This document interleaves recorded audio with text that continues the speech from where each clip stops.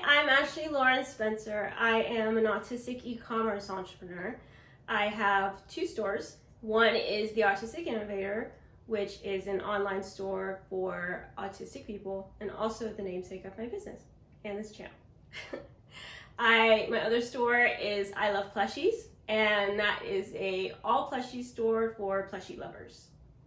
My third store is also in the works, and it's called Autistic Bookshop. It is a self-publishing book platform for autistic authors. Today I want to talk to you about the 5 obvious signs I did not realize were demi-romantic. Before we dive into those, let's go into the 7 types of attraction and what they mean. The first type is aesthetic attraction. Now this one gets confused with sexual attraction sometimes, but it's when we look at somebody, we may admire their appearance, but we still don't feel that desire to have physical contact in any way with them. Next is emotional attraction. This is when we have a desire to create a deep and meaningful emotional connection with someone. Third is intellectual attraction.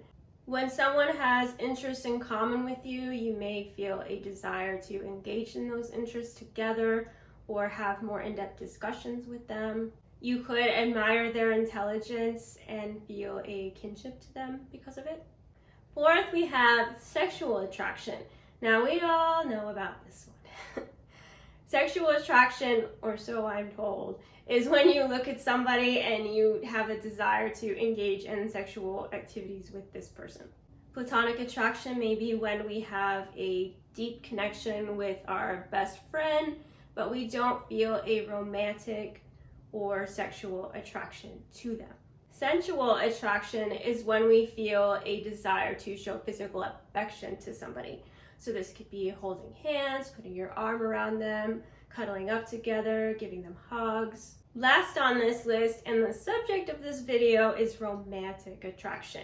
When we feel romantic attraction, we might feel a desire to get into a relationship with this person. We may get excited when we talk to them or feel enamored with who they are and have those feelings of being in love. Now let's get into the reason we are all here. 5 obvious signs that I did not know were demi-romantic. Obvious sign number 1.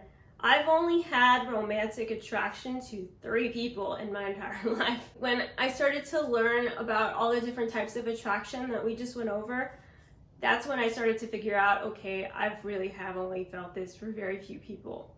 Sign number 2. Love interest had 2 types of attraction, but none of the remaining 5.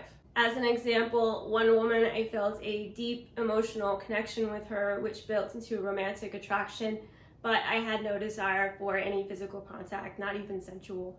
Another was a man that I was enamored with in my 20s.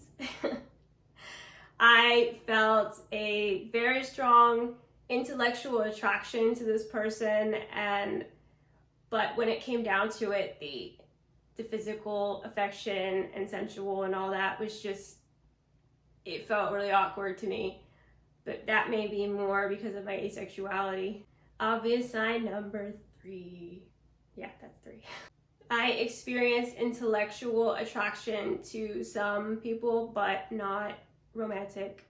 Usually people I had a shared interest with, I would feel deeply connected to them and I would enjoy engaging in the activity together or talking about it in depth, but I still didn't have that romantic attraction to them. I felt the intellectual attraction with people far more than any of the other types. Super obvious sign number 4. I am 39 years old and I have never settled down with anyone. I have had plenty of opportunities to settle down with somebody in my lifetime, but I never did. In fact, I built resentment towards those past relationships. Tried to pressure me to settle down and do the whole marriage and lifetime commitment thing. I did a few 3-month relationships in my 20s as a way to avoid real commitment, and I've always preferred to be left alone with my cats, and that is a happy life for me. Sign number 5 and last on this list.